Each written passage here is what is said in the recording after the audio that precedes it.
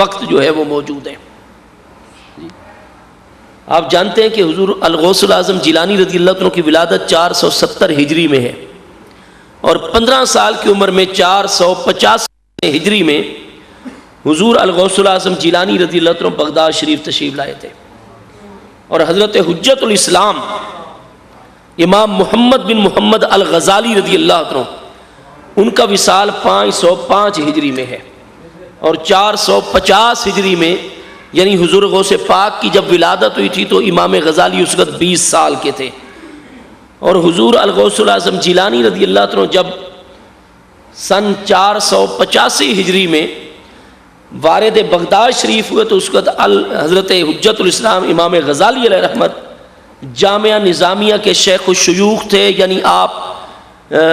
Principal کہہ لیں، اور سب سے بڑے عہدے کے اوپر حضرت امام غزالی کی ذات فائز تھی۔ اب امام غزالی جیسی دائرۃ المعارف ہستیاں وہ بغداد شریف کے اندر اس کو جلوہ گر ہیں، حضرت محدث ابن الجوزی جیسی ہستیاں وہ بغداد شریف کے اندر جلوہ گر ہیں۔ تو عرض کی میرے نانا جان یا رسول اللہ صلی اللہ علیہ وسلم، اتنی بڑی بڑی عظیم اور بڑے بڑے ادیب اپنے وقت کے وہ بغداد شریف میں ہیں، اور میں اجمی ہوں، تو میں کس طریقے سے لوگوں میں عربی زبان کے اندر یہاں واز کروں گا اعلیٰ طبقے کے اندر، تاکہ جلد از جلد میرا یہ پیغام پہنچے اور مسلمانوں کی معاشرتی سیاسی حالات درست ہو جائیں۔ تو میرے آقا کریم صلی اللہ تعالیٰ علیہ وسلم نے فرمایا افتافا کا، کہ یہ معاملہ میرے ذمہ ہے، جب حکم میں دے رہا ہوں، میرے بیٹے عبد القادر تم اپنا منہ کھولو۔ فرماتے ہیں میں نے آقا کریم علیہ السلام کے سامنے اپنا منہ کھولا تو میرے آقا کریم علیہ السلام نے 7 مرتبہ 7 مرات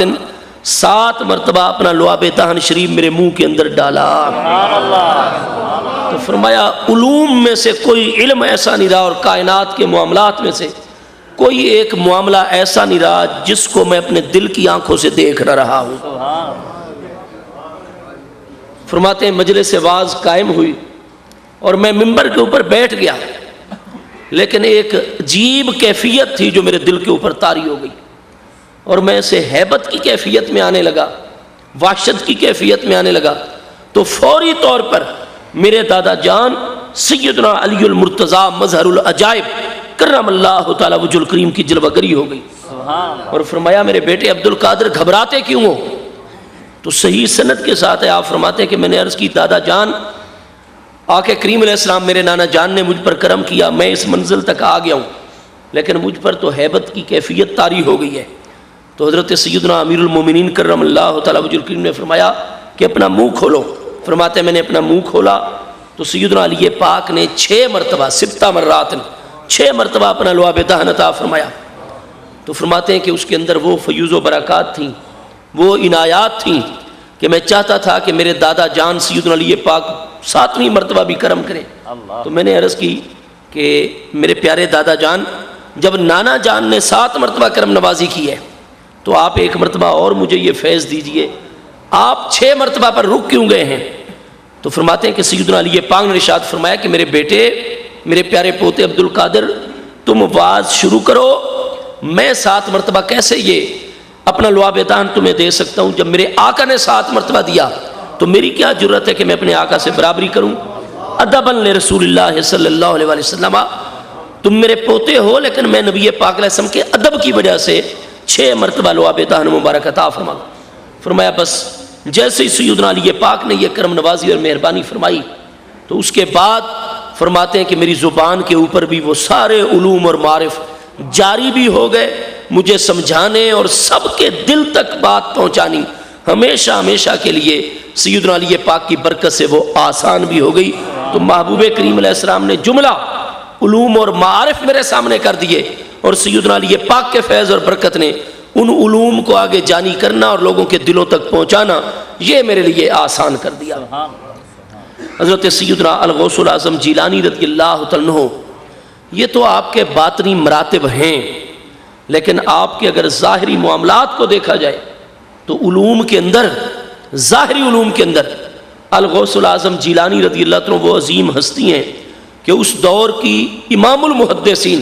امام جمال الدین عبد الرحمن ابن الجوزی جو پھر 597 ہجری میں وصال فرما رہے ہیں، الغوث الاعظم جیلانی رضی اللہ عنہ کے وصال اقدس کے بعد بھی وہ باحیات رہے تھے، وہ عین جوانی کے عالم میں تھے۔ حضرت سیدنا الغوث الاعظم جیلانی رضی اللہ عنہ، آپ کی عمر مبارک پختگی کی طرف تھی، لیکن حضرت محدث ابن جوزی جو اپنے علوم کے اوپر بڑی نازاں ہستی تھے اور ناز کرتے تھے، جب حضرت الشیخ کی بارگاہ کے اندر آئے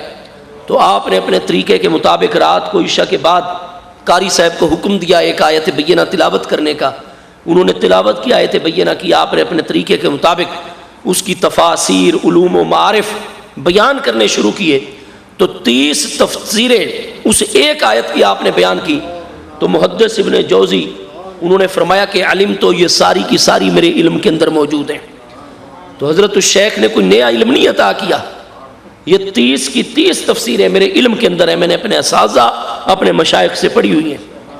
الغوث الاعظم جیلانی رضی اللہ عنہ نے 31ویں تفسیر بیان کی تو امام المحدثین،